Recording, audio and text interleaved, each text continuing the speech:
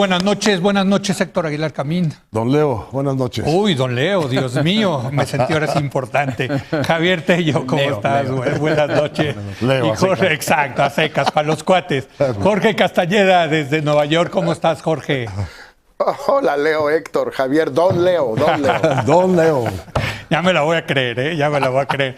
Bueno, vamos, la semana pasada estuvimos haciendo todo un debate acerca del primer año del presidente López Obrador. Y bueno, pues ahora vamos a hablar del primer año de este gobierno, pero desde la oposición. ¿Hay oposición? ¿Dónde está la oposición? ¿Qué propone la oposición? ¿Cuáles son los retos de la oposición? En fin, hay mucho que platicar al respecto. Empiezo contigo, Héctor. ¿Hay oposición? La primera pregunta es si tenemos tema. Exacto. Porque, si no, si ese es el tema. Exacto. Parece que está como desaparecida Sí, la sí, oposición, sí. ¿no? Lo poco que podían tener como realmente contrapeso del nuevo gobierno, que era esa minoría en el Senado, que sumados todos les alcanzaba para bloquear reformas constitucionales, ni siquiera eso usaron. Porque a la hora de la hora, el nuevo gobierno se ha lanzado, creo que 7 reformas constitucionales que han implicado el cambio de 28 artículos. Ha sido realmente, quizás si en alguna parte está la transformación importante de este gobierno, está en las leyes. Bueno, el presidente dice que hay una nueva constitución. Pues yo creo que no está lejos de la verdad. Bueno, entonces, hoy aparece una encuesta en El Financiero, dando unas diferencias enormes entre Morena y luego el PAN y el PRI.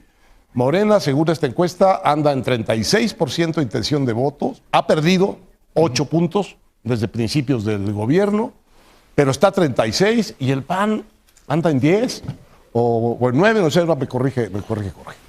Entonces, hay una forma de verlo así, están realmente desaparecidos en la cabeza de la gente como partidos de oposición. Están prácticamente desaparecidos en las cámaras de diputados y en el Senado como oposición. Y sin embargo, en los votos que hubo este año, sí apareció muy claramente la oposición, porque en los votos las elecciones que hubo este año, ¿cuántos fueron? 5 o 6 locales. Sí. Morena ganó las 2 gubernaturas que estaban en juego, pero puesto todo junto, el PAN sacó 1.700.000 votos y Morena 1.900.000.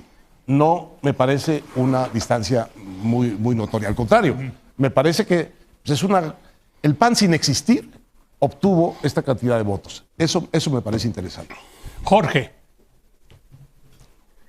Mira, yo agregaría lo que dijo Héctor sobre la encuesta, no la tengo así totalmente precisa en la cabeza, pero recuerdo que había casi 40 o más de 40% de indecisos. Muy importante, sí. Y por definición esos indecisos desaparecen en las urnas, en la casilla. Por definición desaparecen, no hay indecisos en la casilla. Claro. Y cuando la gente tiene que ir a votar, claro, el voto no es obligatorio, pero el que va y vota. Y una vez que está ahí, pues lo que tiene es Morena, PRI o PAN, porque el PRD, en efecto, ahí sí creo que ya está se va a ver reducido a su mínima expresión. Entonces, un primer tema importante es creo que el contraste entre la oposición en las cámaras, los gobernadores de oposición que tampoco pintan mucho que digamos, sobre todo los del PRI, que prácticamente ya todos han sido cooptados. Todo eso por un lado, pero por el otro, lo que sucede en las urnas creo que va a ser muy distinto. El otro tema es, pues que obviamente la oposición no necesariamente es la oposición partidista. Sería lo ideal, pero si eso por X o Y motivo no se puede, pues hay otras oposiciones muy importantes que creo que han visto fortalecido su papel, pero también de manera contradictoria. Por ejemplo, las organizaciones de la sociedad civil, pues sí, tienen un papel más relevante hoy probablemente que antes, pero al mismo tiempo pues se han ido debilitando por la ofensiva brutal del gobierno contra ellas. Daré un ejemplo en unos momentos. Y en segundo lugar, los medios pues también tienen un papel muy importante, pero también contradictorio. Las columnas son muy críticas, muy incisivas, muy importantes. Las primeras planas, con algunas notables excepciones, están todas 100% entregadas al gobierno. Javier. Creo que para hablar, desde mi punto de vista, para hablar de oposición, yo abarcaría 4 grandes temas.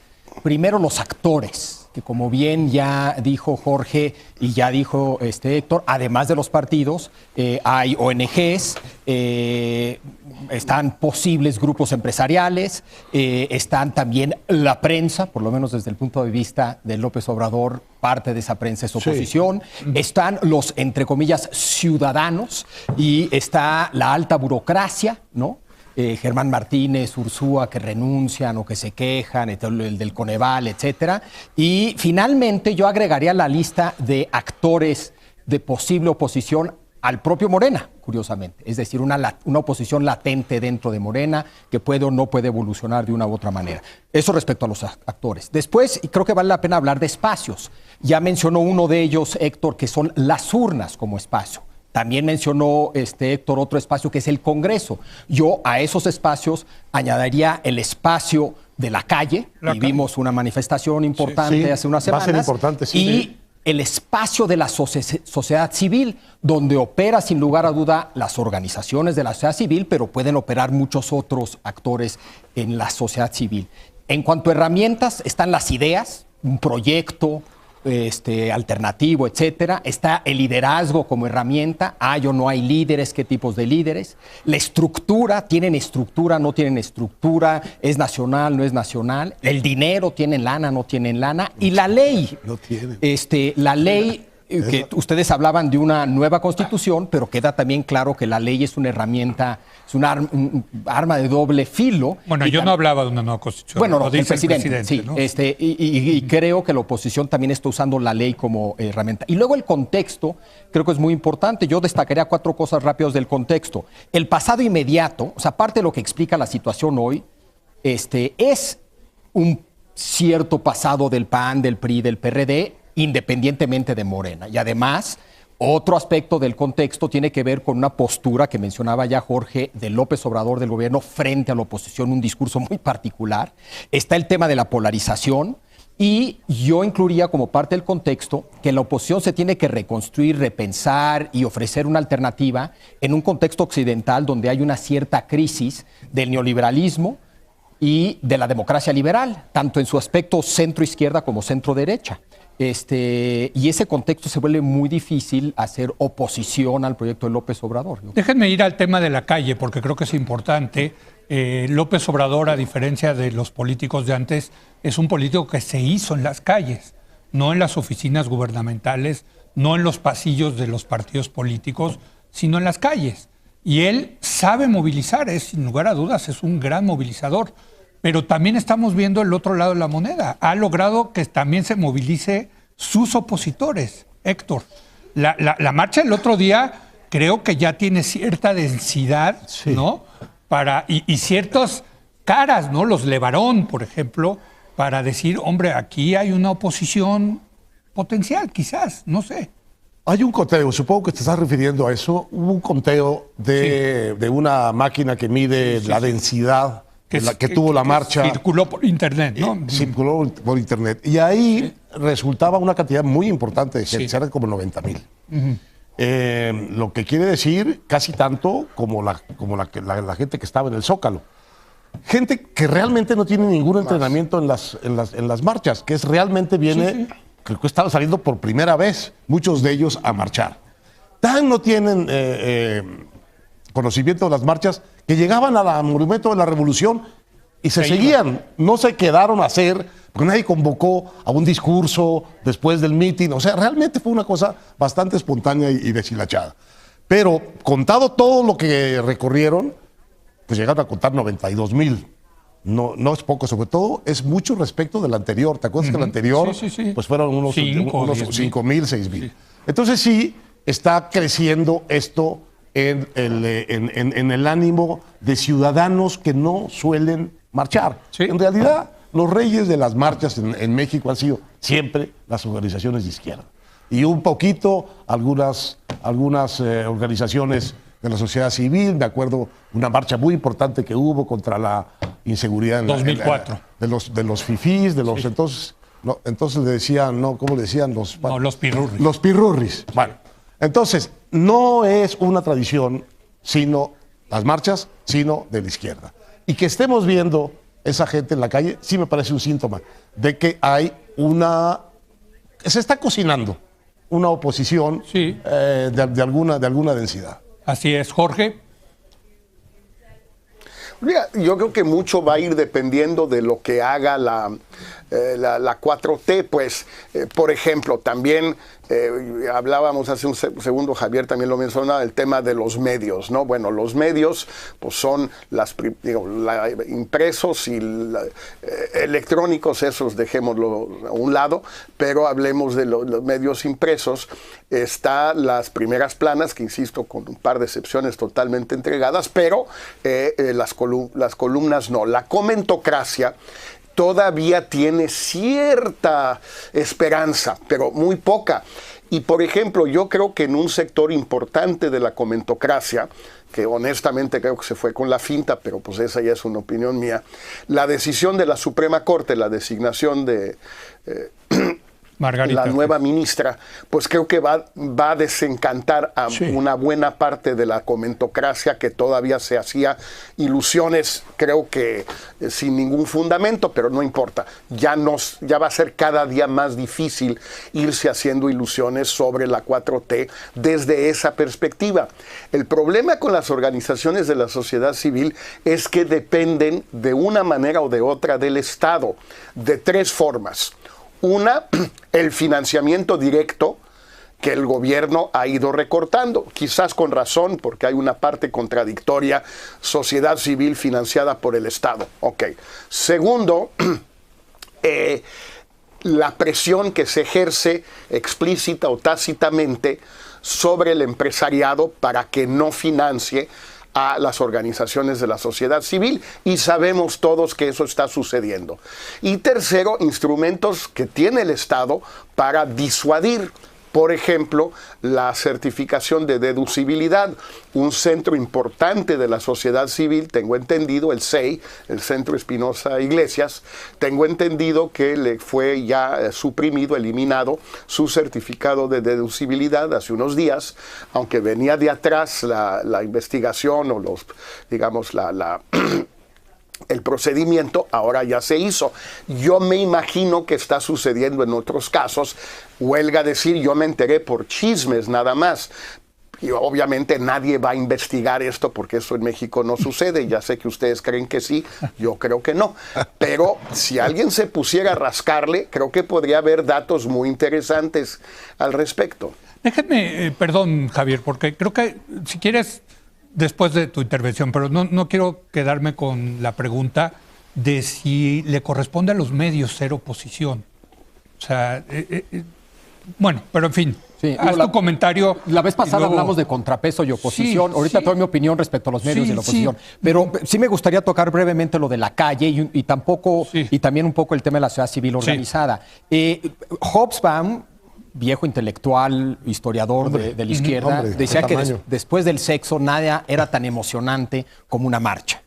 Decía que esas eran las dos experiencias que uno podía tener en comunidad que más eran emocionantes. Nunca fue un partido de fútbol, Dios mío. No, bueno, tiene un gran artículo sobre el fútbol, precisamente. Igual lo hubiera puesto en tercer lugar, pero no, dos primeros lugares es el sexo y las marchas. Entonces, la marcha, sin lugar a duda, es algo que entusiasma, etcétera, etcétera. Yo creo que, sin embargo, la oposición hoy en México es élite y no es un espacio natural para la élite.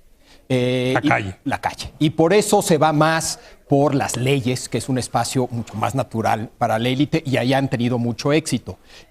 Segundo, yo diría que lo que vimos fue un poco lo que vemos en la oposición en Venezuela, que es un crisol. Sí, es una cosa, o sea, gritos de viva Cristo Rey con viva la izquierda, o sea, es una mezcla. Informe realmente, ¿no? Sí, sin programa, sin exacto, foco. ¿no? Y luego está el tema de cómo institucionalizas y canalizas todo eso, ¿no? No hay más que uno. Y no hay manera de hacer eso sin partidos y los partidos están en la lona. La parte de la sociedad civil organizada yo creo que es fundamental. Y yo sí creo que ahí hay un discurso muy claro, más allá de lo que decía Jorge, de los obstáculos que enfrentan, un discurso anti-sociedad civil por parte de López Obrador, sin lugar a duda, y contrapone al pueblo con los ciudadanos, al pueblo contra la sociedad civil organizada. Creo que valdría la pena analizar a fondo conceptos como militante, ciudadano, pueblo, porque parte de la disputa entre estos distintos grupos, la oposición contra López Obrador, tiene que ver con la forma en que se entiende cada una de estas cosas. Todos están en contra de los militantes, ¿no? La marcha de ciudadanos es en contra de los partidos, todos iguales, todos corruptos. El pueblo que defiende López Obrador lo defiende en contra de los partidos, todos corruptos, todos iguales. Entonces, estamos seriamente en problemas, la oposición está en serios problemas, precisamente porque de ambos lados, de parte de la 4T y de parte de la oposición, hay un discurso antipartido. Ahora, yo agregaría en el caso de la oposición, y tienen razón, una cosa es pasar de la calle a una oposición institucionalizada, con el partido político, etcétera. Con un proyecto. Con un proyecto, pero sobre todo encarnada en un liderazgo, ¿no? A ver, Fox siempre tuvo un opositor que era López Obrador.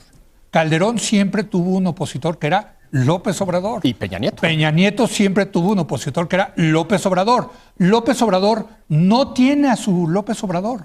No hay nadie. Pero va a aparecer. Pero va a aparecer. ¿Va a aparecer? Lo que tenemos que tener claro es esto. Sí. No son los tiempos estos para la oposición. Ahora, estos son los tiempos del gobierno. ¿Por qué? Primero, porque el gobierno ganó de una manera muy importante y la oposición está poco visible en el Congreso, que es donde debería estar.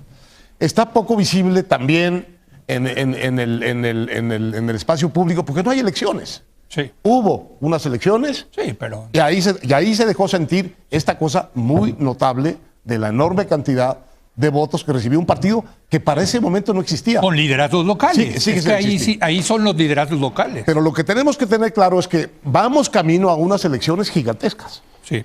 Y están empezando a aparecer, y van a empezar a aparecer, muchísimos nuevos actores. Por lo pronto, creo que ayer consiguió su asamblea final necesaria el partido del Bester Gordillo.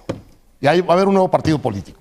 Pero como son elecciones locales, y esto lo conversé mucho con gente en Guadalajara, van a aparecer muchos partidos locales. No sabemos de qué tamaño, porque no les sirven las siglas grandotas.